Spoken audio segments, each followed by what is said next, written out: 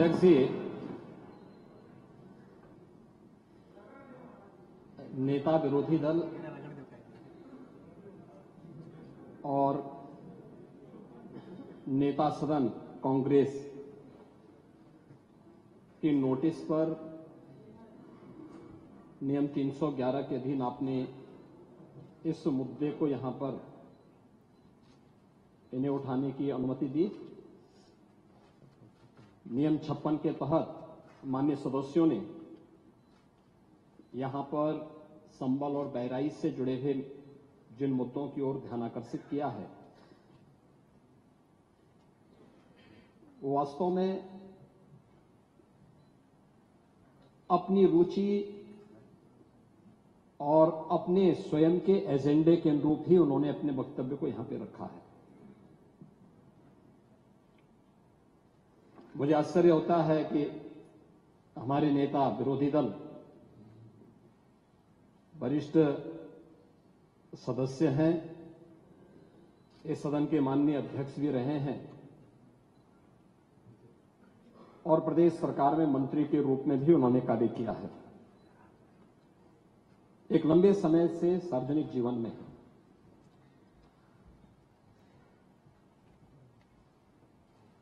बुद्ध को हम भी मानते हैं,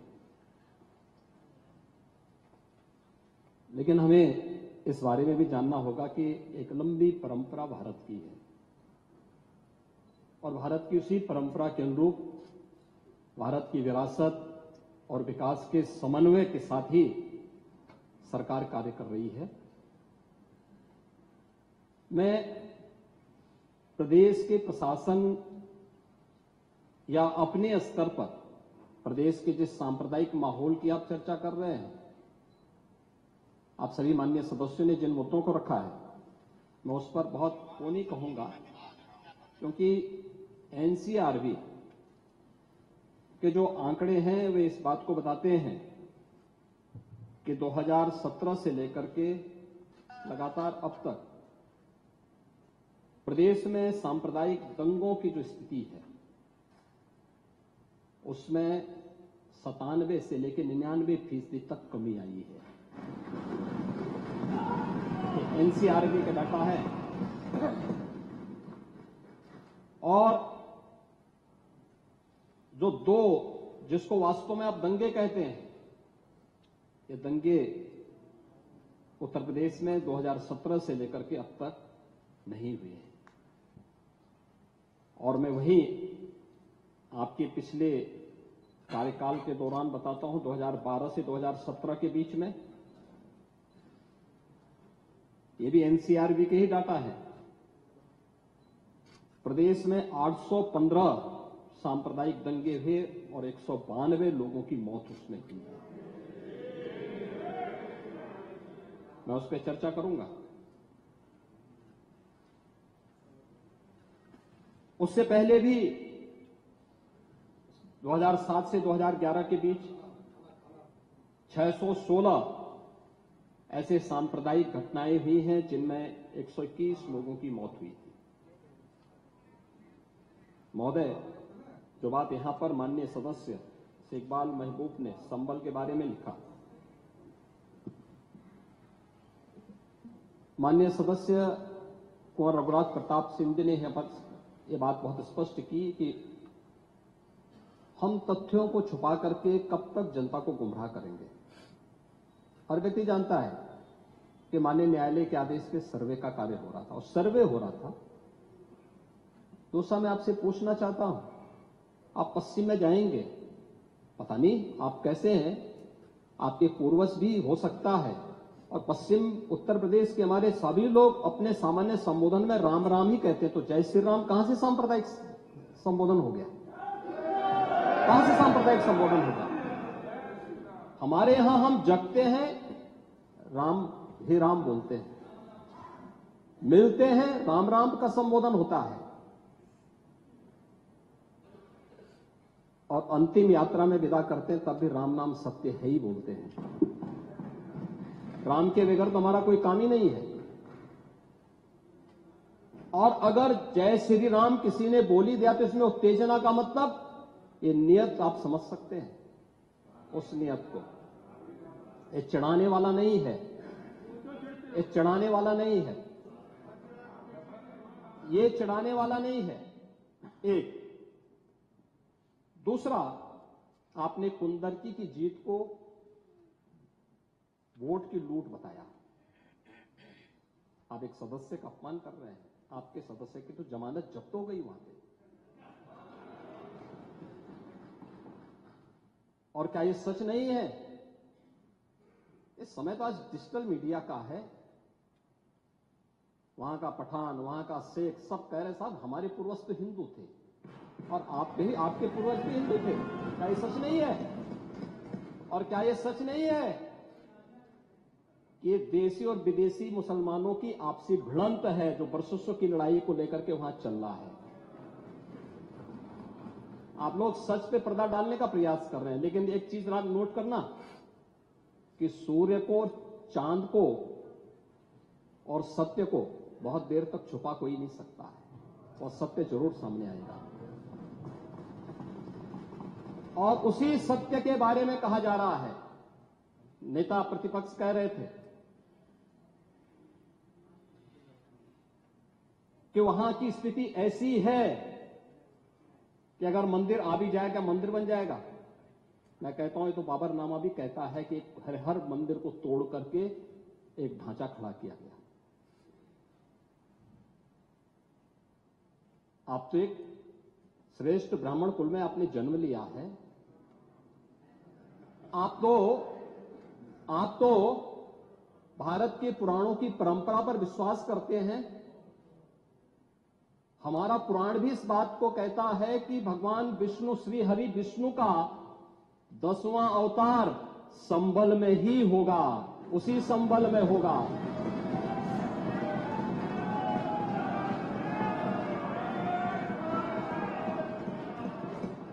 और यह तो केवल सर्वे की बात थी। माननीय न्यायालय के आदेश पर जिलाधिकारी का मतलब जिले का एडमिनिस्ट्रेटिव हेड, पुलिस अधीक्षक उस जिले की पुलिस फोर्स का मुखिया है। इनका दायित्व है कि एक शांतिपूर्ण तरीके से किसी सर्वे के कार्यक्रम को वहां पे संपन्न करना, माननीय न्यायालय के आदेश को अक्षरशः अनुपालन करना। और सर्वे 19 नवंबर को भी हुआ, 21 नवंबर को भी हुआ, 24 नवंबर को भी सर्वे का कार्य चल रहा था। क्या यह संभव है? नहीं, 21 को संपन्न नहीं हुआ था। ये लगातार सर्वे का काम चल रहा था।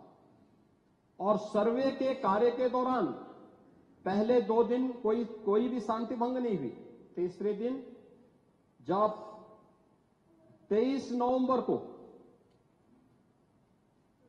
जुमे की नमाज के पहले और जुमे की नमाज के दौरान जिस प्रकार की तकरीरें दी गई,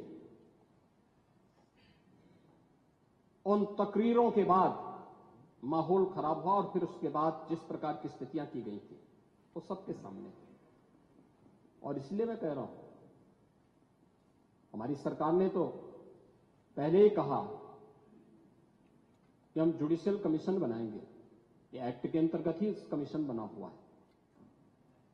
माननीय सदन में उसकी रिपोर्ट भी आएगी। दूध का दूध और पानी का पानी सबके सामने आएगा।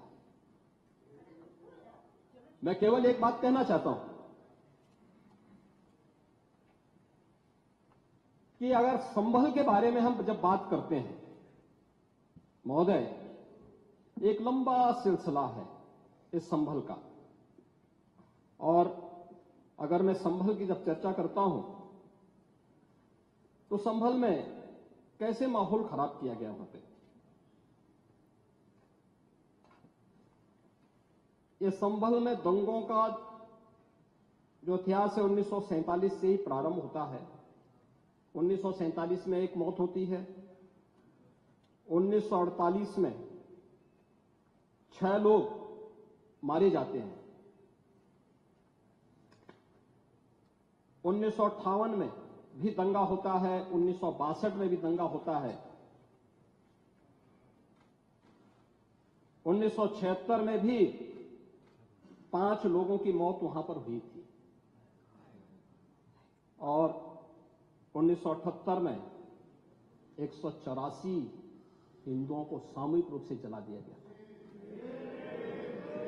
184 हिंदुओं को हत्या हुई थी, हिंदुओं की हत्या हुई थी और जलाया भी गया था और 184 हिंदू मारे गए थे वहां। 184। मैं वही तो कह रहा हूं ना, आप उस सच को स्वीकार नहीं करेंगे, आप उस सच्चाई को स्वीकार नहीं करेंगे। और लगातार कई महीनों तक वहां कर्फ्यू था। 1980 में फिर दंगा हुआ था, एक मृत्यु हुई। 1982 में फिर दंगा हुआ, एक मृत्यु हुई। 1986 में 4 लोग मारे गए और 1990 फिर 1992 में 5 मौतें हुई, 1996 में 2 मौतें हुई। ये लगातार इस सिलसिला चलता रहा। 1947 से लेकर के अब तक 209 हिंदुओं की निर्मम हत्या वहां हुई है संभल के अंदर। 209 हिंदुओं की। और एक भी बार किसी ने उन निर्दोष हिंदुओं के लिए कभी 2 शब्द नहीं कहे, उनके प्रति, उन परिवारों के प्रति संवेदना के शब्द नहीं कहे। महोदय, जो आज घड़ियाली आंसू बहा रहे हैं, ये लोग कभी भी उन निर्दोष हिंदुओं के बारे में कभी 2 शब्द नहीं कहे। वहां पर 1978 में जो दंगा हुआ था, महोदय, किस प्रकार की स्थिति थी। एक वैश्य जिसने सबको उधार दे रखा था पैसा, और उस बात को मानता था कि साहब मैं तो सबको पैसा देता हूं, मेरे यहां तो सब व्यवसाय के साथ जुड़े हुए हैं। अगल बगल के हिंदू दंगा होने के बाद उनके घर में इकट्ठे होते हैं। इकट्ठा होने के बाद उनको घेर लिया जाता है। घेरने के बाद वो बोलते हैं, भाई आप हमें क्यों घेर रहे हैं? कहा जाता नहीं, क्योंकि तुम इन हाथों से पैसा मांगोगे, इसलिए उनके हाथ काटे जाते हैं, फिर उनके पैर काटे जाते हैं और फिर उनका गला रेंत करके हत्या होती है। ये लोग सौहार्द की बात करते हैं। शर्म नहीं आती इन लोगों को सौहार्द के बारे में चर्चा करने में। 1978 से जो मंदिर आज निकल रहा है, 1978 से इन लोगों ने कभी खोलने नहीं दिया उस मंदिर को, जो आज बजरंगबली का मंदिर निकल रहा है। जो वहां पर आज 22 कुएं किसने बंद किए थे? इन 22 कुओं को भी वहां पे बंद किया गया। और वहां का माहौल इतना तनावपूर्ण किसने बनाया था? ये पत्थरबाज कौन थे? एक भी गिरफ्तारी बिना साक्ष्य के नहीं हो रही है। और याद रखना, जिसने पत्थरबाजी की होगी, जिसने माहौल खराब किया होगा, उसमें एक भी बचने वाला भी नहीं है। एक भी नहीं बचेगा। हम माननीय उच्चतम न्यायालय के आदेश का पालन करते हैं, सम्मान भी करते हैं। और क्या संविधान को आप मान रहे हैं? क्या आप लोग संविधान के प्रति सचमुच वचनबद्ध हैं? मैं तो धन्यवाद दूंगा माननीय अध्यक्ष जी को इस बात के लिए कि आज उन्होंने संविधान की मूल प्रति यहां पर दी। बाबा साहब भीमराव अंबेडकर जी ने 26 नवंबर 2049 को जिस संविधान को बनाकर के देश को सौंपा था, उस मूल संविधान की प्रस्तावना को एक बार पढ़िए। मौलिक कर्तव्यों के बारे में, मौलिक अधिकारों के अध्याय के चित्र को देखिए। अलग अलग उन आर्टिकल के उस पृष्ठों का अवलोकन करिए। आपको उसमें राम भी नजर आएंगे, कृष्ण भी नजर आएंगे। लंका दहन के उपरांत बजरंगबली भी नजर आएंगे। ज्ञान का उपदेश देने वाले बुद्ध भी नजर आएंगे। भारत की समृद्ध परंपरा का दर्शन आपको उस संविधान में मिलेगा जो बाबा साहब भीमराव अम्बेडकर ने दिया था। लेकिन उस मूल संविधान में कहीं भी धर्मनिरपेक्ष या पंथ निरपेक्ष या फिर समाजवाद शब्द नहीं है। और ये आप सबकी आंखों को खोलने वाला होना चाहिए। आप लोग संविधान में बदलाव की बात करते हैं। जिन लोगों ने संविधान का गला घोंटा, उनका पिछलग्गू बन करके केवल सत्ता हथियाना चाहते हैं, जनता की आंखों में धूल झोंकना चाहते हैं। ये नहीं हो सकता। ये देश आपको नहीं करने देगा और वह प्रति आपको दी गई है, आप उसका अवलोकन करिए। और मैं नेता विरोधी दल को इसलिए बोलना चाहता हूं, बुद्ध ने करुणा और मैत्री का संदेश उस कालखंड में दिया था जब विदेशी हमले होने शुरू हो गए थे। लेकिन उससे पहले राम ने कहा था, निस्सरहीन करो मई भुज उठाए प्रण कीन। उससे पहले भगवान कृष्ण ने भी कहा था, परित्राणाय साधूनाम विनाशाय च दुष्कृताम। और हम तो राम और कृष्ण को ही मानते हैं, बुद्ध पर विश्वास करते हैं, उन्हीं को आदर्श मान करके हम लोग कार्य करते हैं। शासन पद्धति एक भी इंच इधर उधर नहीं करते उसकी जगह। और इसीलिए मैं आपसे कहने के लिए आया हूं, संभल की घटना या कुंदर की कीजिए, जैसे ही आपके खटाखट की असलियत सामने आई, जनता ने कहा सपा चक। उपचुनाव में 9 में से 7 तो भारतीय जनता पार्टी और एनडीए गठबंधन जीता है। और यही नहीं, सीसामऊ और करहल, याद करिए 2022 में समाजवादी पार्टी ने करहल में 70,000 से लगभग 67,000 से जीती थी। इस बार वह मात्र 13-14,000 तक आ गई है। और भी चच्चू थोड़ा वहां पे कृपा कर लिए, नहीं तो वहां भी सपा चढ़ तय था। अगली बार होगा, अगली बार होगा चच्चू। अरे आप चिंता मत करिए, अगली बार नहीं रहे, बहुत ज्यादा रहे। अगली बार। सीसामऊ में भी बाल बाल बच गए। और इसलिए इस बौखलाहट में कि कुंदरकी में लोगों को अपनी जड़ें याद आने लग गई हैं। अब आपने देखा होगा उन लोगों के वक्तव्य को, डिजिटल मीडिया में थोड़ा अवलोकन करिए और देखिए वहां पे जब लोग चिल्ला चिल्ला के बोल रहे हैं कि इन विदेशियों से पिंड छुड़ाना है, क्या बोल रहे हैं लोग। सबको अपनी जड़ें याद आने लग गई हैं। और मुझे लगता है जिस दिन इकबाल महबूब जी को भी अपनी जड़ें याद आएंगी, वह भी फिर यही बात बोलेंगे जो इधर के मान्य सदस्य कह रहे हैं। महोदय, मैं उनसे कहूंगा कि एक बार बाबरनामा का जरूर, बाबरनामा को जरूर पढ़ें।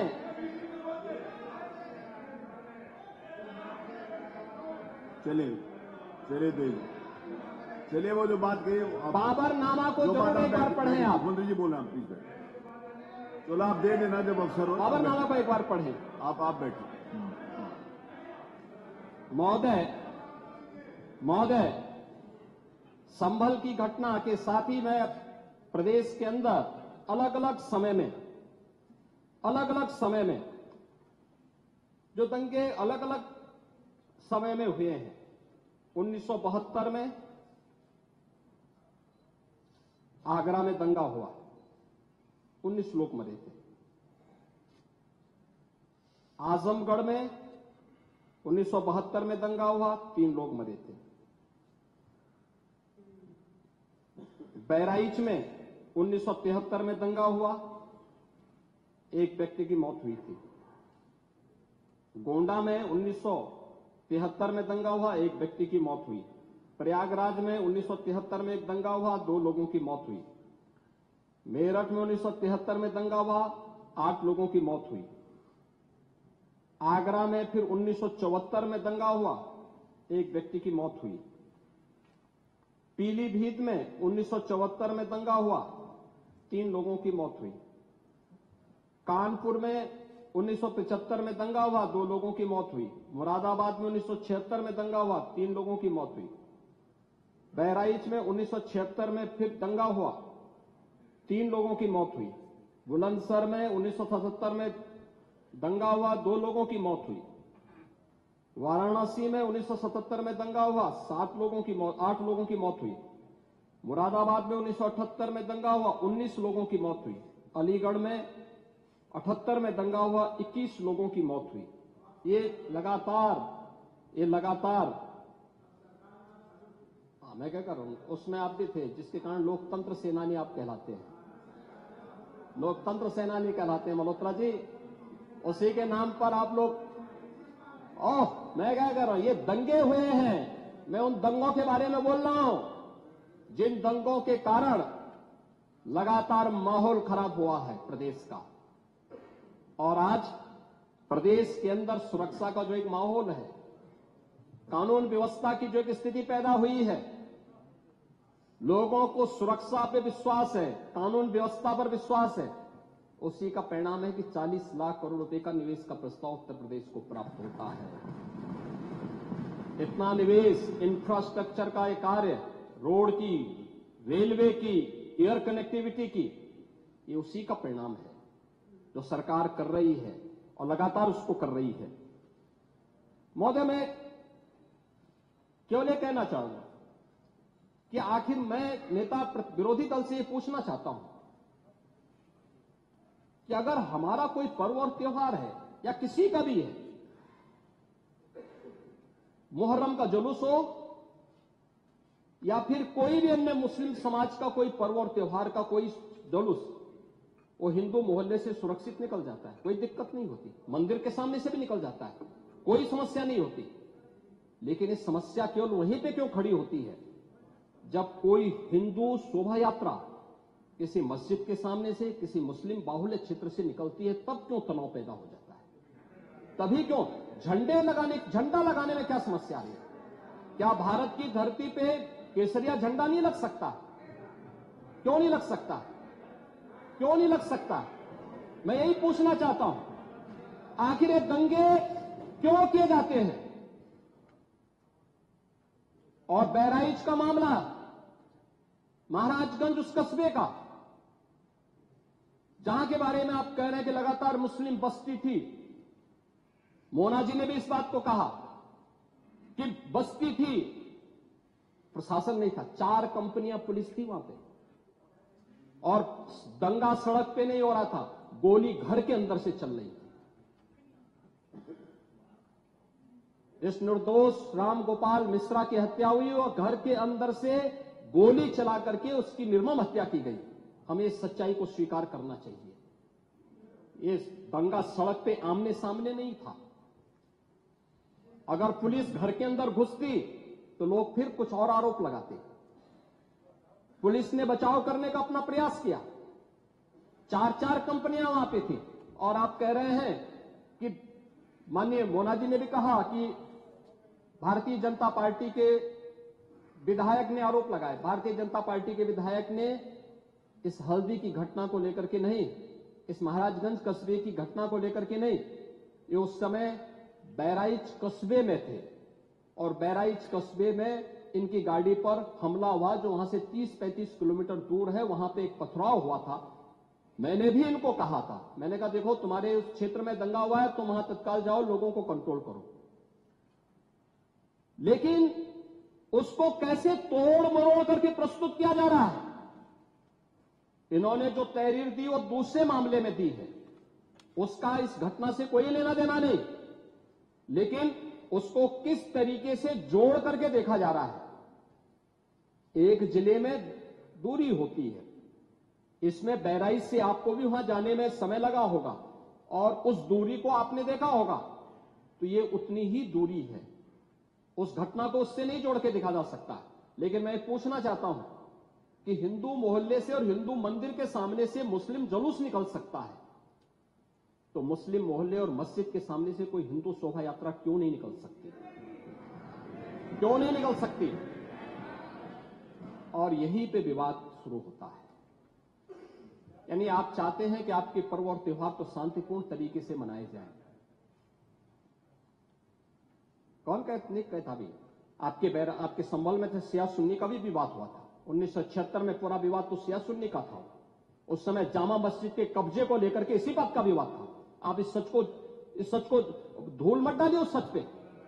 और लखनऊ का शिया सुन्नी विवाद ये भारतीय जनता पार्टी की सरकार के समय ही समाप्त हुआ है।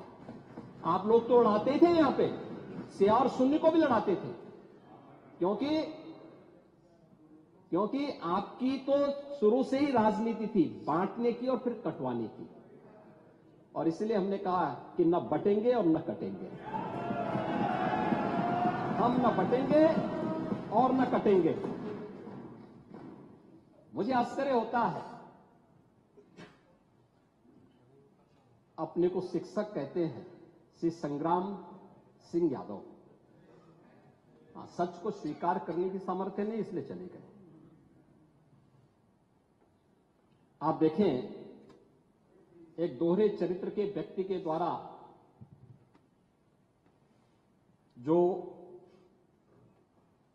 अपनी कुछ पंक्तियां पहले लिखी गई हैं और बाद में उसका चरित्र कैसे बदला है। मोहम्मद अल्लामा इकबाल के बारे में वही कहते हैं, यानी जो पहले कहते थे, उन्होंने क्या बात कही थी बाद में?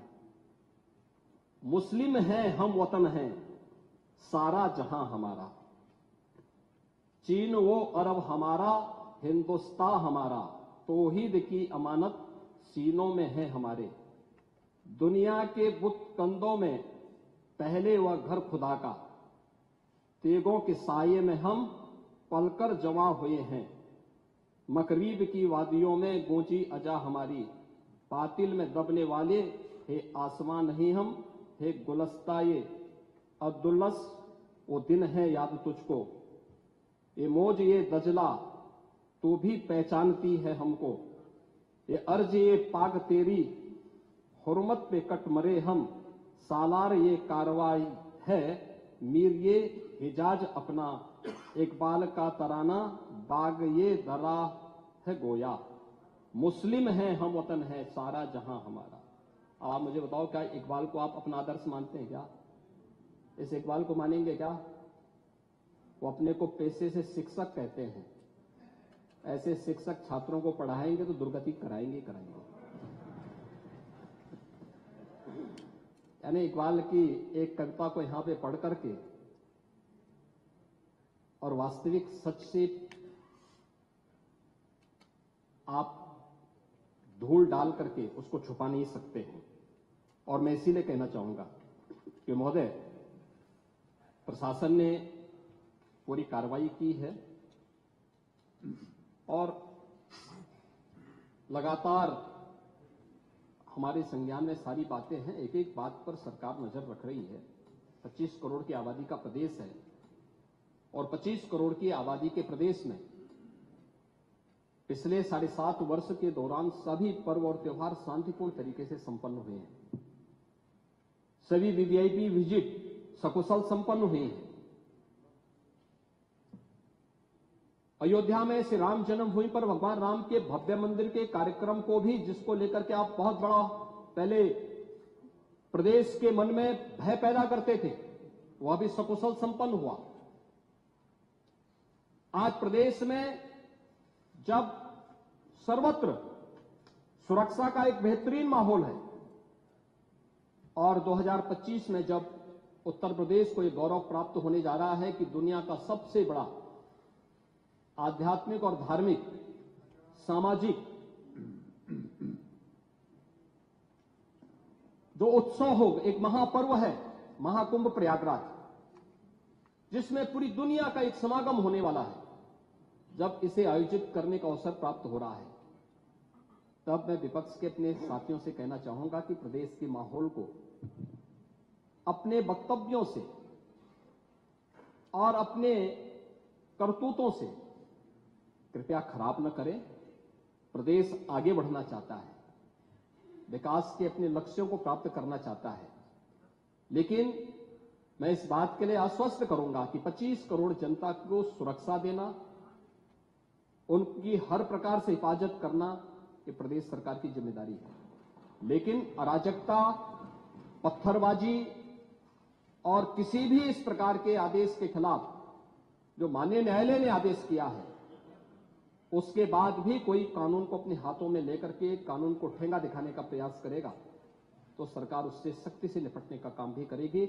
और वही सख्ती वहां पर आवश्यक है जहां पर लोगों ने माहौल खराब करने का प्रयास किया है। एक भी निर्दोष नहीं जाएगा। जितने भी विजुअल्स होंगे उसके वीडियो फुटेज हैं, गोली चलाते हुए, कट्टा लहराते हुए, तलाशी के दौरान पत्थरबाजी करते हुए, घरों की छतों के ऊपर जो पत्थर रखे गए हैं, ये सारी विजुअल्स हमारे पास हैं और उसके अनुरूप ही कार्रवाई होगी। हां, ये जरूर आश्वस्त करते हैं कोई निर्दोष के खिलाफ कोई कार्रवाई नहीं होने वाली, अब तक नहीं हुई है, आगे भी नहीं होगी। लेकिन कोई दोषी होगा उसको कोई बचा भी नहीं पाएगा।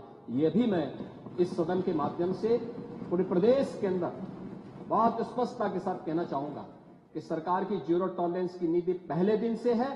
अपराध और अपराधियों के प्रति, दंगों और दंगाइयों के प्रति वही जीरो टॉलरेंस की नीति के साथ सरकार कार्य करेगी।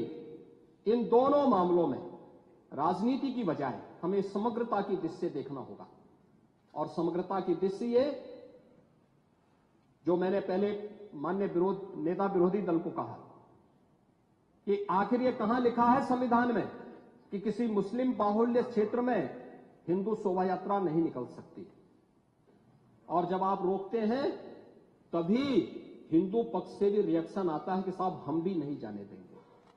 तो मुझे आश्चर्य होता है इन बातों को लेकर के कि मस्जिद के सामने से नहीं निकलने देंगे। क्यों नहीं निकलने देंगे? ये सड़क क्या किसी की है क्या?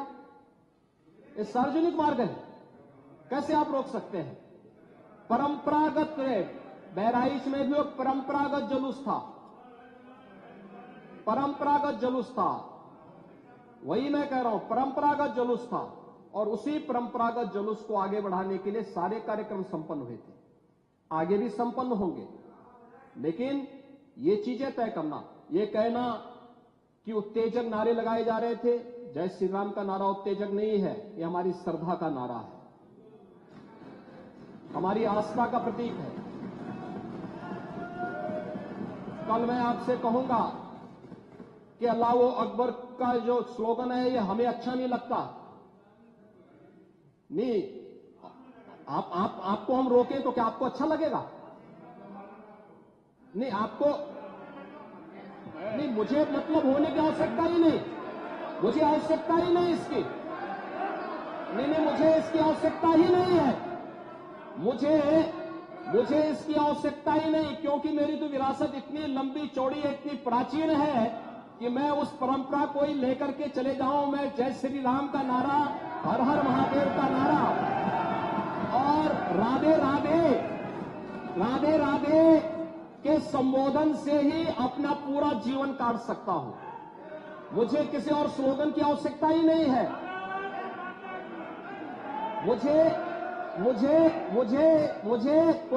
कोई अन्य नारे की आवश्यकता ही नहीं है, कोई अन्य संबोधन की आवश्यकता नहीं। लेकिन मैं आपसे कहना चाहता हूं, कल कोई आपसे कहेगा, कोई हिंदू भी ये कहेगा कि साहब हमें भी परेशानी है, आप लोग मत बोलिए, क्या आपको अच्छा लगेगा? और कोई भजन गाया जा रहा है, आप उस भजन को अश्लील कैसे कह सकते हैं? कैसे कह सकते हैं? कांवड़ यात्रा में क्या अश्लील गाने बजते हैं? अरे भगवान शिव के गाने बजते हैं, भगवान शिव के भजन गाए जाते हैं।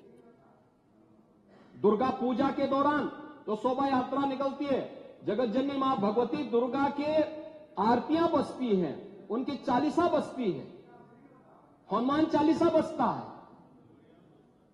ये हमारे यहां शक्ति के प्रतीक भी है और भक्ति के प्रतीक भी है। नहीं तो वही तो ऐतराज है। समस्या तो उसी बात को लेकर के है, सारा विवाद तो उसी बात को लेकर के है, सारा विवाद तो उसी बात को लेकर के है। और मुझे लगता है आपने बाबरनामा पढ़ा होता तो आप मुझसे बहस करते ही नहीं, जिसमें स्वयं मीर बाकी के द्वारा हरिहर मंदिर तोड़ने का जिक्र किया गया है। क्या बात करते हैं आप। और मुझे लगता है ये जितने लोग यहां पर हैं, ये वहां पे कोई नहीं रहा होगा, लेकिन आपके फोरफादर और फोरफादर के आगे की पीढ़ी उसकी भुगतभोगी रही होगी, इसलिए आज इस स्थिति में आप लोग वहां पे हैं। कुंदरकी में लोगों का एहसास हुआ है, एक दिन एहसास आपको भी होगा और जरूर होगा। और इसीलिए मैं आपसे कहना चाहूंगा कि ये सनातन की जीत है, जो कुंदरकी की जीत है, ये भारत की वास्तविक जीत है, ये भारत के संविधान की जीत है, जो कुंदरकी, कटहरी, खैर, गाजियाबाद, मीरापुर, फूलपुर, मझवा यहां पे हुई है। ये वास्तव में यही है भारत के संविधान। आप तो सबको कटघरे में खड़ा करते हैं। मुझे आश्चर्य होता है, मुझे आश्चर्य होता है कि आखिर आप मानते किसको हैं, आप मानते किसको हैं। मुझे एक बात बताओ कि भारत के संविधान के अनुरूप माननीय उच्चतम न्यायालय, एक तरफ आपने सर्वे के बारे में माननीय उच्चतम न्यायालय की बात का स्वागत किया, और माननीय उच्चतम न्यायालय ही एक बात को कहता है, बार बार भारत के माननीय उच्चतम न्यायालय ने समान नागरिक कानून की बात देश के अंदर लागू करने की कही है। और भारत अकेला देश है, भारत अकेला देश है जिसमें बहुसंख्यक समाज अपने लिए विशेष अधिकार की मांग नहीं करता है, बल्कि एक समान नागरिक कानून की मांग कर रहा है। और अगर एक माननीय न्यायाधीश ने, इलाहाबाद उच्च न्यायालय के एक माननीय न्यायाधीश ने उस समान नागरिक कानून की वकालत की, तो आप उनके खिलाफ महाभियोग का नोटिस राज्यसभा में दे दिए। या आपके दोहरे चरित्र को नहीं दिखा दो तो क्या है ये। आखिर दुनिया के अंदर यही हो रहा है, लेकिन भारत के अंदर बहुसंख्यक समाज कह रहा है कि साहब एक समान नागरिक कानून लागू करो। लेकिन अगर वही माननीय न्यायाधीश एक सामाजिक सांस्कृतिक संगठन के कार्यक्रम के दौरान इस बात को कहते हैं कि दुनिया के अंदर ये है, अगर भारत के अंदर इसको मांग करने की वकालत हो रही है तो बुरा नहीं। और माननीय उच्चतम न्यायालय बार बार इसके बारे में सरकार को कह चुकी है, लेकिन आप लोग उसमें एक तरफ उच्चतम न्यायालय के द्वारा सर्वे पर रोक लगाने का स्वागत कर रहे हैं, बुलडोजर की कार्रवाई पर दी गई गाइडलाइन का स्वागत कर रहे हैं। उसका तो स्वागत हमने भी किया है, क्योंकि उत्तर प्रदेश अकेला राज्य है जिसने बुलडोजर की कार्रवाई को अक्सरशः सुप्रीम कोर्ट की उस गाइडलाइन के अनुसार अंजाम दिया है, अक्सरशः।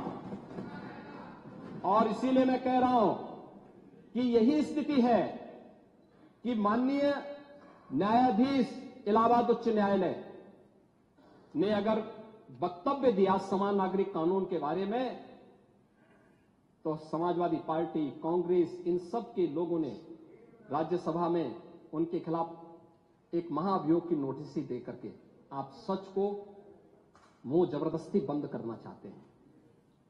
और वहीं पे नहीं किया आपने, यहां पर भी आप चुप नहीं रहे। राज्यसभा के माननीय सांसद, माननीय सभापति तो भारत के महामहिम उपराष्ट्रपति भी हैं, उनके खिलाफ भी अविश्वास प्रस्ताव की नोटिस दे दी गई, इसलिए क्योंकि उन्होंने सदन स्मूथली चलाने के लिए सदन के सभी पक्षों से कहा। एक सभापति के रूप में, एक चेयरपर्सन के रूप में उनकी जिम्मेदारी यही है, उन्होंने इसी बात को कहा। लेकिन एक किसान का पुत्र कैसे इतनी बड़ी कुर्सी पे पहुंच गया, ये लोगों को अच्छा नहीं लग रहा, ये अच्छा नहीं लग रहा है, इसलिए अविश्वास प्रस्ताव को नोटिस। चुनाव के दौरान चुनाव आयोग को कटघरे में खड़ा किया गया, चुनाव आयोग को कटघरे में खड़ा करने का प्रयास, यानी जबरदस्ती आप गन पॉइंट पर अपनी बातों को मनवाना चाहते हैं संवैधानिक संस्थाओं से। मुझे लगता है ये चरित्र अच्छा नहीं है, ये स्वस्थ लोकतंत्र के लिए अच्छी परंपरा नहीं है। हमें संवैधानिक संस्थाओं का सम्मान करना सीखना होगा। हमें संवैधानिक संस्थाओं को हर प्रकार से मजबूत बनाना होगा और शासन प्रशासन की कार्रवाई को जो न्याय हित में हो, समाज हित में हो, राष्ट्र हित में हो और आने वाले भविष्य के हित में हो, उसका भी समर्थन करना चाहिए। और मैं यही कहूंगा कि बहराइच की घटना में या संभल की घटना में प्रशासन की कार्रवाई पूरी ईमानदारी के साथ, पूरी न्याय संगत तरीके से आगे बढ़ रही है।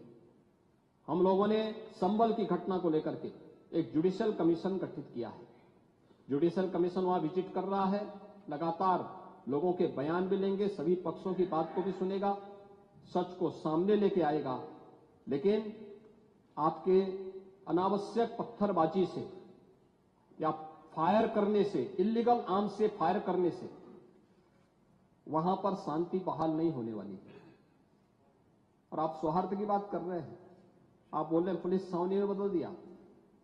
अब देख रहे हो धार्मिक स्थल से बिजली चोरी, यानी बिजली के मिनी स्टेशन संचालित हो रहे हैं। हम तो ये सोच रहे थे कि मिनी स्टेशन पावर कारपोरेशन ही चला रहा है। अब वहां पर कई मस्जिदें ऐसी पाई गई जिन मस्जिदों के ऊपर एक इल्लीगल सब स्टेशन बना करके वहां से कनेक्शन बांटे गए थे लोगों को फ्री में। लाइन लॉस प्रदेश के अंदर, उत्तर प्रदेश के अंदर लाइन लॉस पावर कारपोरेशन का ये 30 से कम है। और संभल कस्बे में वहां पर 2 मोहल्ले हैं, एक दीपा सराय और एक मियां सराय है ना। इन दोनों में लाइन लॉस 78% और 82% है। देश के संसाधनों में कैसे लूट होती है। और अगर प्रशासन अपने कर्तव्यों का निर्वहन कर रहा है, वैसे तो कहेंगे प्रशासन कोई कटघरे में खड़ा है कि प्रशासन चोर है, चोर है, चोर है, और प्रशासन उसी चोरी को पकड़ने के लिए चला जाए तो अत्याचार है, या अत्याचार है, अत्याचार है। कहां से अत्याचार हो गया? अरे यही सच्चाई है। उस सच्चाई को उजागर किया जा रहा है। और याद रखना, सच्चाई जब सबके सामने आती है लोगों को बुरा लगता है, क्योंकि जो सच्चाई स्वीकार नहीं कर सकते, जो बराबरी नहीं कर सकते, वे बुराई करते हैं। और यही बुराई आप कर रहे हैं। आपकी बुराई में न्याय नहीं झलकता, सत्य नहीं झलकता, ये पक्षपातपूर्ण है। और मुझे लगता है इससे लोकतंत्र की व्यवस्था मजबूत नहीं होती है, कमजोर होती है। और इसलिए मैं माननीय अध्यक्ष जी, पूरे प्रदेश को इस बारे में आश्वस्त करना चाहूंगा।